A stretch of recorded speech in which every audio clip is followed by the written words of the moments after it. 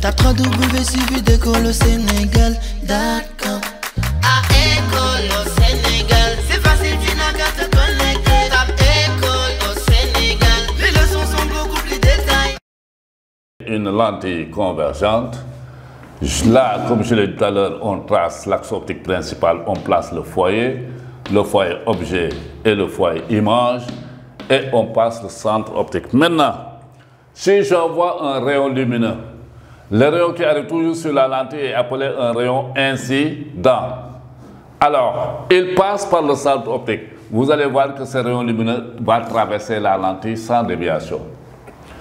Alors, un autre rayon passe par là, il traverse. Donc pourquoi? Parce que tout simplement, tout rayon lumineux qui passe par le centre optique traverse la lentille sans subir de déviation. Et ceci est valable aussi bien pour la lentille convergente que pour la lentille divergente. Alors là, pour la lentille divergente, je place un rayon lumineux. Alors le rayon lumineux également qui passe par là, il passe par là, il traverse sans subir de déviation, le rayon incident.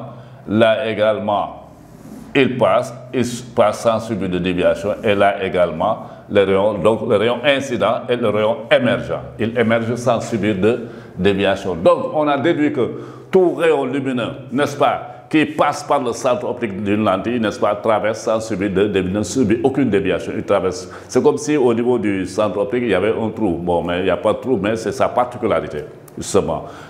Alors, là maintenant, grand 3. Grand 3, on le met là-bas pour avoir plus de schéma. Grand 3, trajet des rayons lumineux.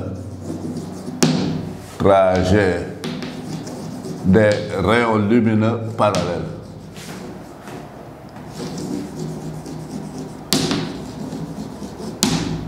Trajet des rayons lumineux parallèles.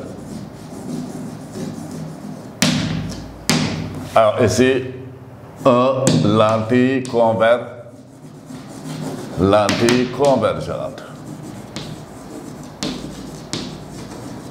Alors, j'ai ici une lentille convergente. Je trace l'axe optique principal, le centre optique, n'est-ce pas? Qu'est-ce que je fais? Je place les foyers à égale distance, F', et là j'ai le foyer image F. J'ai le foyer objet F, pardon. Alors, j'envoie 3 rayons lumineux parallèles sur cette lentille, les rayons lumineux incidents.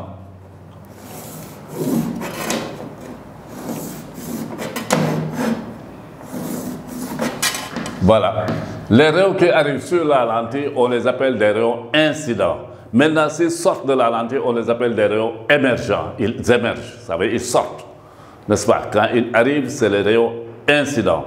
Maintenant, quand ils sortent, c'est les rayons émergents. Mais ici, parmi ces 3 rayons-là, il y a un rayon qui passe par le centre optique. C'est lequel? C'est celui du centre.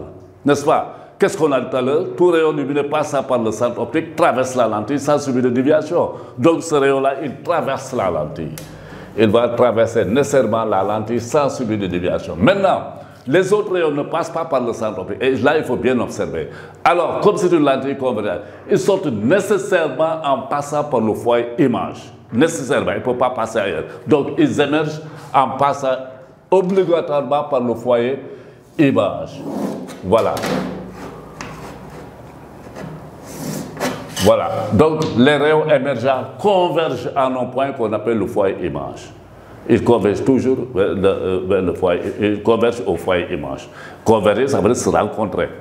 Donc, les 3 rayons lumineux, voilà donc comment se présentent les rayons lumineux que vous envoyez, des rayons lumineux parallèles que vous envoyez sur une lentille convergente.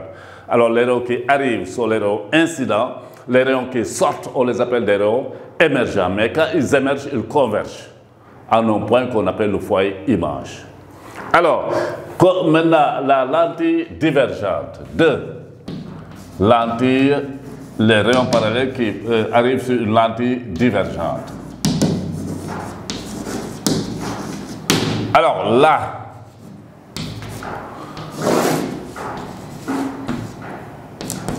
là, c'est F et ici vous avez F'. Alors là maintenant, toujours je vais envoyer 3 rayons lumineux incidents, parallèles. Et c'est ça comme tout à l'heure.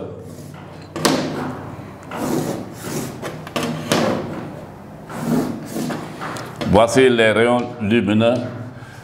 Alors là également, nous constatons que ici, tout rayon lumineux qui passe par le centre optique ne subit aucune déviation. Là aussi, c'est valable pour la lentille divergente.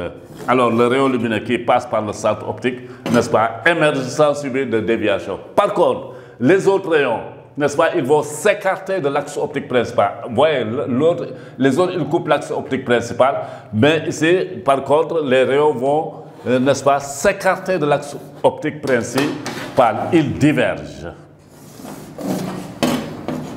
Les rayons vont diverger. Est-ce que tu vois? Donc, voici les trajets des rayons lumineux. Donc, ici, les rayons incidents émergent tout en s'écartant de l'axe optique principal. Il n'y a que le rayon, n'est-ce pas, qui passe par le centre optique, qui traverse la lentille sans subir de déviation. Alors que les autres, n'est-ce pas, se recoupent sur le foyer image. Donc, voilà. Voici le trajet des rayons lumineux, ainsi de suite. Ça, c'était juste quelques rappels du cours. C'est des fondamentaux, mais il en reste d'autres encore. Maintenant, il faut revenir à la... Ici, on fait la vergence d'une lentille. Vergence d'une lentille. Vergence d'une lentille. La vergence est notée C. La vergence est notée C. Alors là, je prends par exemple l'exemple d'une lentille convergente. Alors, ici, je fais le schéma. Là, j'ai le foyer. On me dit que le foyer image est à 10 cm ou bien à 20 cm et le foyer objet est à 10 cm. Mais là, on ne va pas vous donner le foyer est à telle distance ou à telle autre distance. On vous dit tout simplement que la distance focale d'une lentille est de 10 cm. On donne seulement la valeur de la distance focale. Mais on ne vous dira pas aussi distance focale image ou distance focale objet. Non. La distance focale d'une lentille F est égale à 20 cm par exemple. N'est-ce pas? Ou bien 5 cm pour être plus, pour être plus conforme avec l'autre. Donc est égal à 5 cm. La distance focale d'une lentille est égale à 5 cm.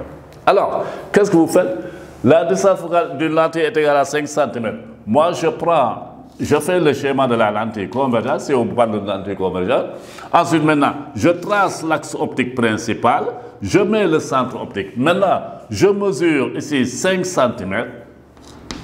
Je mets le foyer image parce qu'il est toujours à droite d'une lentille convergente. Et encore symétriquement, je mets tout simplement, je place le foyer objet. C'est ça. On vous dit une lentille a une distance focale de 5 cm, mais pas d'une distance focale image ou d'une distance focale objet. Non, on dit distance focale 5 cm, point. Ça veut dire que tout simplement, vous placez le foyer objet.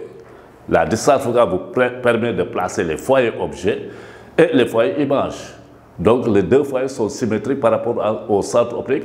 Ça veut dire que le foyer image est à 5 cm du centre optique et le foyer objet ici est à 5 cm du centre optique. Voilà. Donc, ici, on vous demande,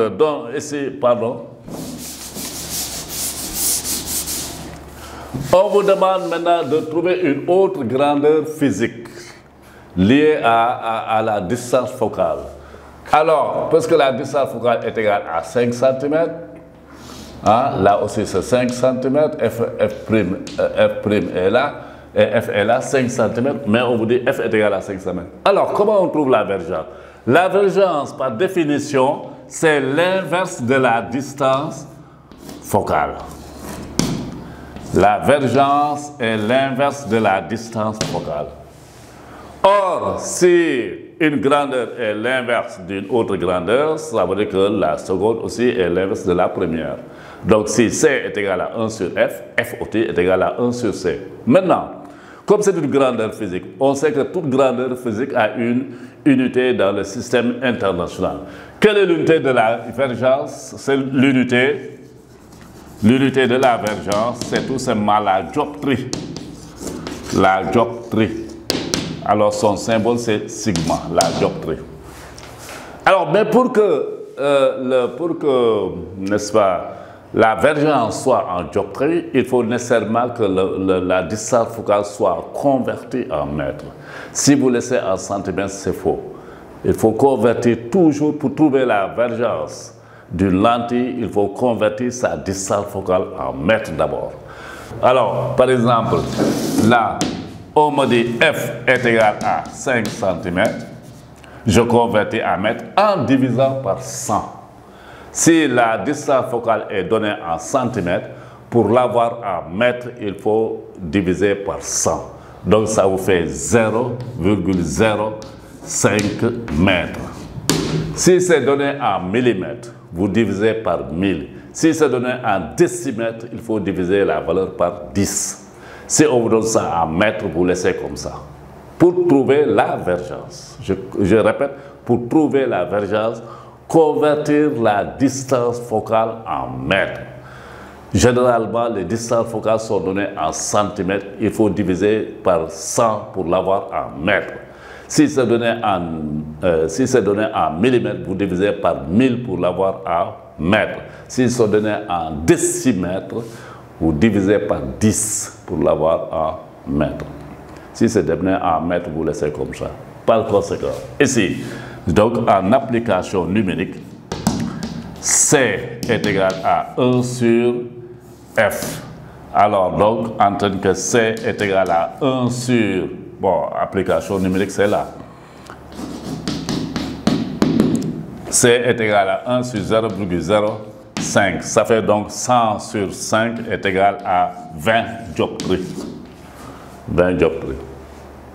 Voici la valeur de la distance. Voilà comment on trouve la vergence d'une lentille. C'est toujours l'inverse de la distance focale. Mais n'oubliez pas qu'il faut toujours convertir la distance focale en mètres. Parce que généralement, dans les exercices, les distances focales sont données en centimètres ou en millimètres, etc. etc. Tape www.suividecolosénégal.com